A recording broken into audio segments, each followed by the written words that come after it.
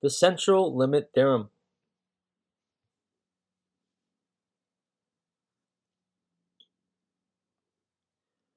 The central limit theorem. Example 1.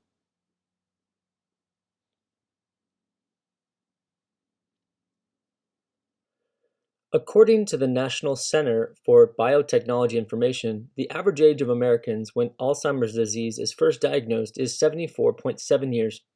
Assume that the population standard deviation is 8.6 years.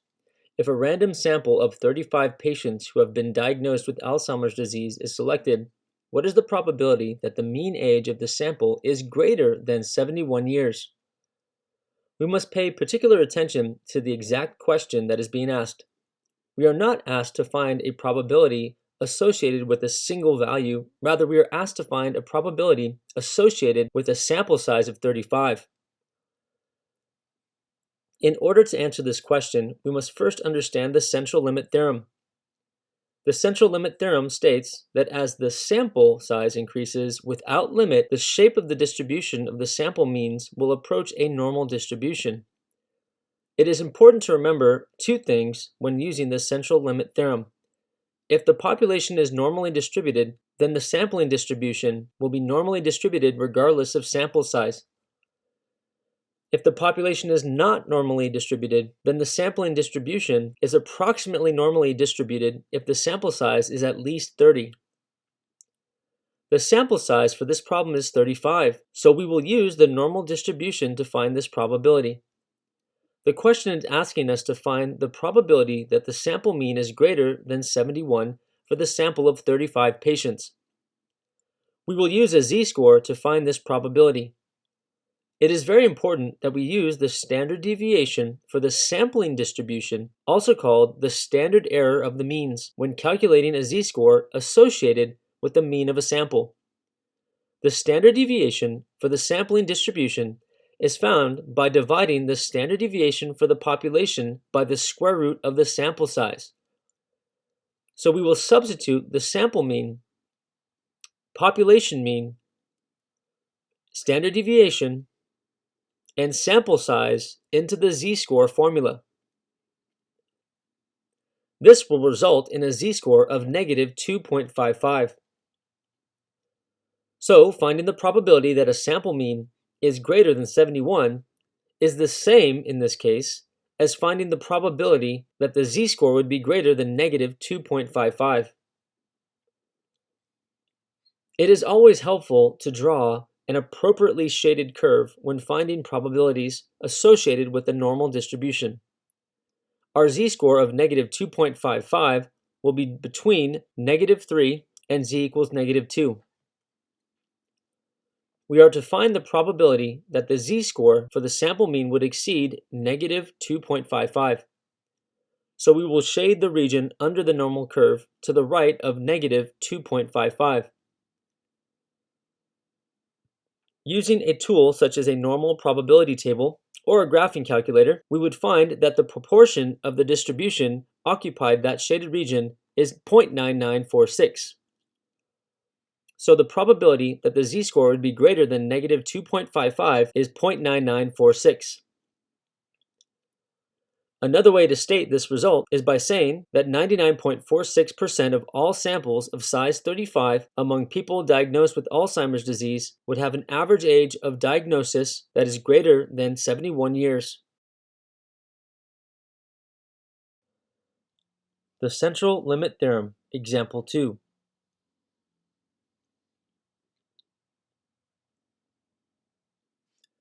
In 2013, a Nielsen poll showed that among people aged 13 and older who play video games, the average time spent per week playing is 6.3 hours per week.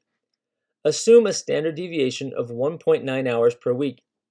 If a random sample of 40 people who played video games were drawn in 2013, what is the probability that the mean hours spent playing video games for the sample would be greater than 7.1 hours? We must pay particular attention to the exact question that's being asked. We are not being asked to find a probability associated with a single value. Rather, we are asked to find a probability associated with a sample size of 40. In order to answer this question, we must first understand the central limit theorem.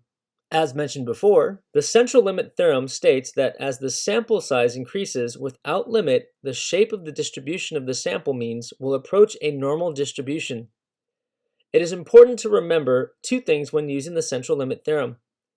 If the population is normally distributed, then the sampling distribution will be normally distributed, regardless of sample size.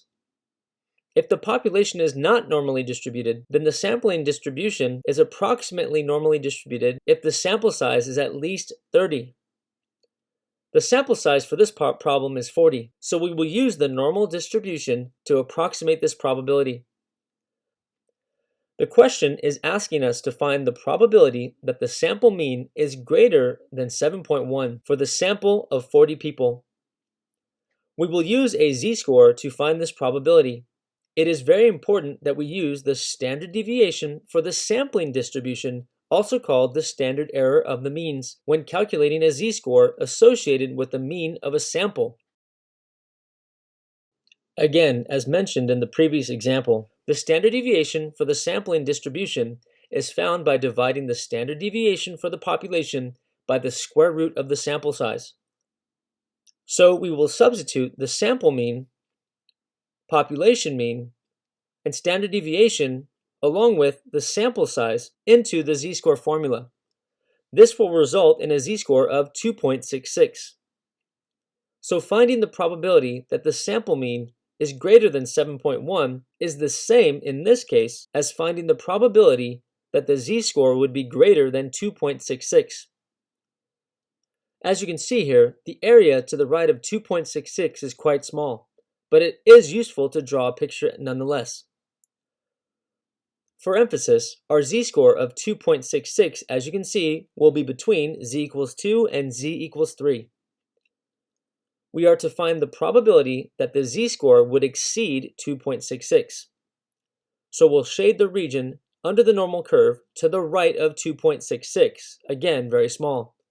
Using a tool such as a table or a graphing calculator, we would find that the proportion of the distribution occupied by that shaded area is 0.0039. So the probability that the z-score would be greater than 2.66 is 0.0039. Another way to state this result is by saying, in the year 2013, among people who played video games, 0.39% of all possible samples of size 40 would have a mean number of hours spent playing per week greater than 7.1 hours. Let's go ahead and follow along with our student notes.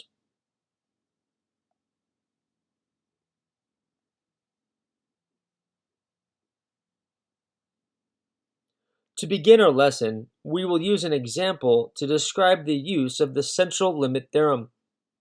Suppose we select a sample of 30 adult males and then find the mean measure of the triglyceride levels for the sample to be 187 milligrams per deciliter. Then we'll select a second sample of 30 adult males and find that mean to be 192 milligrams per deciliter. Then we'll continue to select samples of 30 adult males until we have 100 samples and 100 sample means. Then we go ahead and let the mean of these sample means be a random variable. The sample means become a sampling distribution of sample means.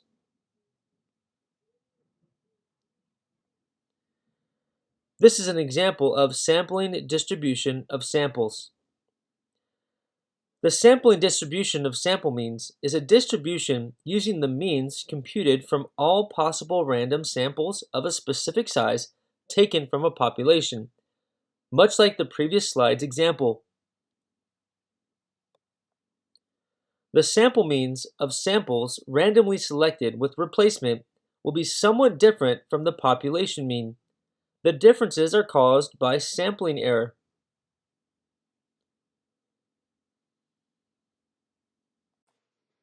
Definition of sampling error. Sampling error is the difference between the sample measure and the corresponding population measure due to the fact that the sample is not a perfect representation of the population.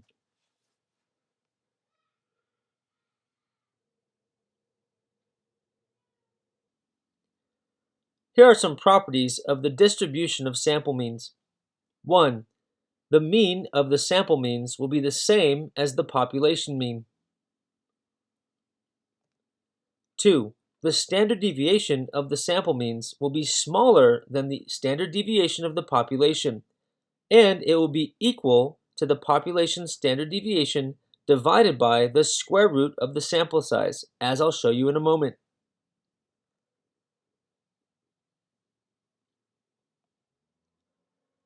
Let's look at an example. This example illustrates the three properties of the central limit theorem. Suppose an 8-point quiz was taken by 4 students and the results were 2, 4, 6, and 8. So one student didn't do so well at 2, while someone did really well at 8. The population mean is 5, and the population standard deviation is 2.236. Clearly, the population mean is 5, given that if you add up 2, 4, 6, 8, then divide by 4, you will get 5. The standard deviation is found by formulas we have utilized from previous lessons. So first we're going to go ahead and find all possible samples of size 2. That is, scores taken from 2 students at a time, taken with replacement, and then find the mean of each sample. Then we'll use a frequency distribution of the sample means, find the mean of the sample means, and the standard deviation of the sample means, also known as standard error of the mean. Here we have all the possible samples of 2 students. On the left here we have a sample of 2 students, each receiving a score of 2. Add up those 2 scores, divide by 2, we get 2. Here we have a sample size of students, one getting a 2, another one getting a 4. Add those up, divide by 2, we get 3. Here we have a sample of 2 students, one getting a score of 2, another getting a score of 6. Add those up, get 8, divide by 2, gives us 4. And on down the list.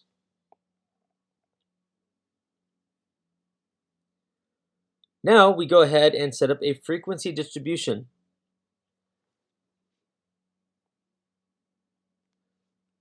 Here we have the sample means, and here we have the frequencies of those sample means. If you look back at the previous slide, there is 1 of the means equals to 2, 2 of the means equals to 3, 3 of the means equals to 4, 4 of the means equals to 5, 3 means equals 6, 2 means equal 7, and there's only 1 mean that equals to 8. You'll notice in particular that 5 has the highest frequency for its mean. And because our frequencies are symmetrical, 5 is the mean of the sample means. Note here that the mean of the sample means is denoted mu with a subscript of x bar. This here is x bar.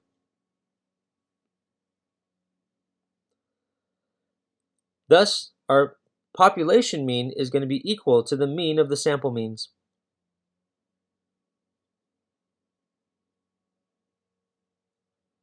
The standard deviation of the sample means, denoted by sigma with a subscript of x bar, will be the population standard deviation divided by the square root of n. In that case, we'll have 2.236 divided by the square root of 2, since we were taking samples of size 2. Here we get 1.581, which as mentioned previously is smaller than the population standard deviation.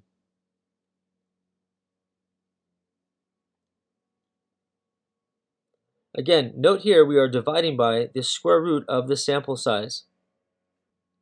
Thus, the standard deviation of the sample means will equal to the population standard deviation divided by the square root of the sample size.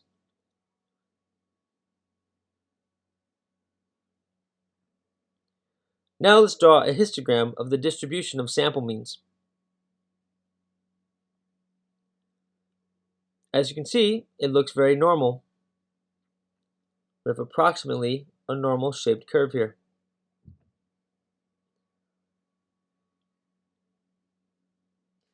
As the sample size n increases without limit, the shape of the distribution of the sample means taken with replacement from a population with mean mu and standard deviation sigma will approach a normal distribution with mean mu and standard deviation sigma divided by square root of n.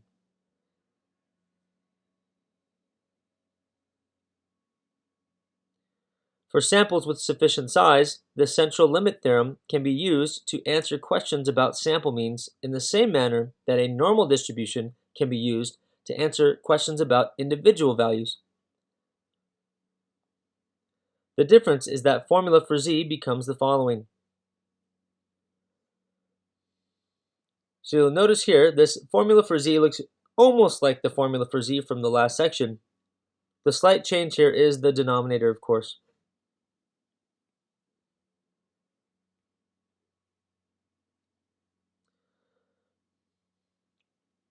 So when the original value is normally distributed, the distribution of the sample means will be normally distributed for any sample size n.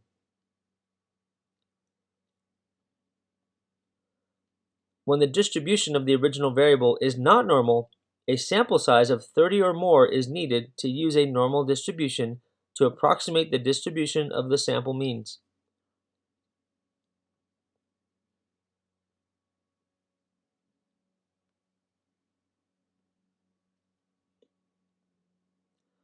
Here's an example. The average time spent by construction workers who work on weekends is 7.93 hours. This is over a period of 2 days. Assume the distribution is approximately normal and has a standard deviation of 0.8 hours. First, we're going to find the probability that an individual who works at that trade works fewer than 8 hours on the weekend. Then we'll find if a sample of 40 construction workers is randomly selected, we'll now find the probability that the mean of the sample will be less than 8 hours.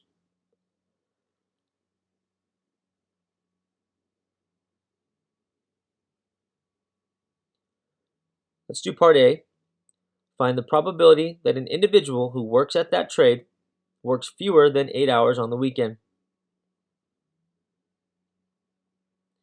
Step 1. We'll draw a normal curve and shade the desired area. Again, we are assuming that the data is approximately normal.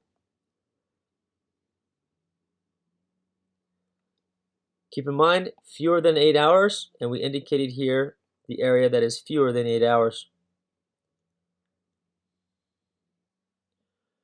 Keep in mind that we are assuming here for part A that our data is approximately normal. So we're going to go ahead and use the z-score from the previous section. Notice here it is not the adjusted z-score formula yet. We'll worry about that in part B. So here we take 8, subtract 7.93, divided by the standard deviation, and in this case we round it to 2 decimal places and get 0.09.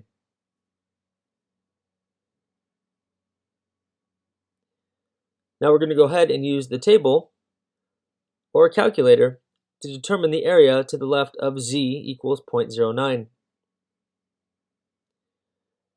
Looking at the table, we see that the probability an individual who works at the trade works fewer than 8 hours on the weekends is actually going to be 0.5359. You'll notice that it's a little bit greater than 0.5. If you go back to the previous slide of the graph, and you'll agree that the actual area that's shaded is bigger than half the area. So this should make sense. Now we're going to go ahead and do part B, and instead of assuming approximately normal, simply take a sample of greater than 30, in this case 40 construction workers, and find the probability that the mean of the sample will be less than 8 hours. Once again, we're going to draw a normal curve and shade the desired area of the mean for the sample of 40 construction workers.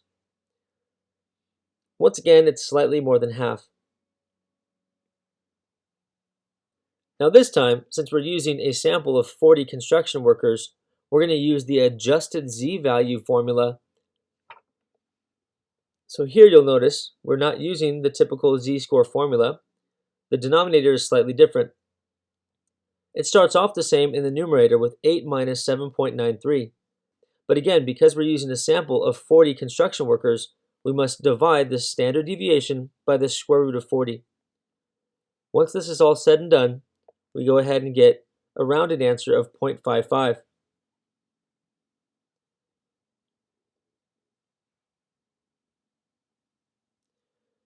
So we'll go ahead and use the table or a calculator to determine the area to the left of z equals 0.55. In this case, we get a slightly higher probability of 0.7088.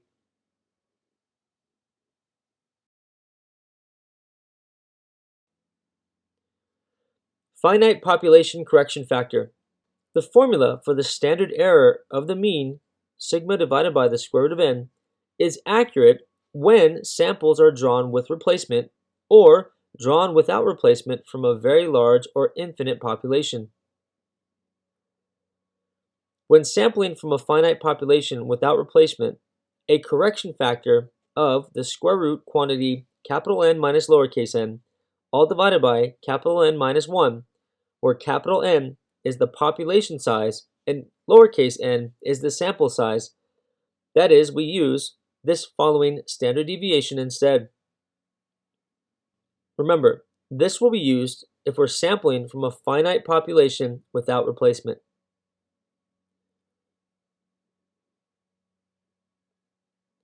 So the formula for z becomes the following: a yet even more slightly adjusted z-score formula.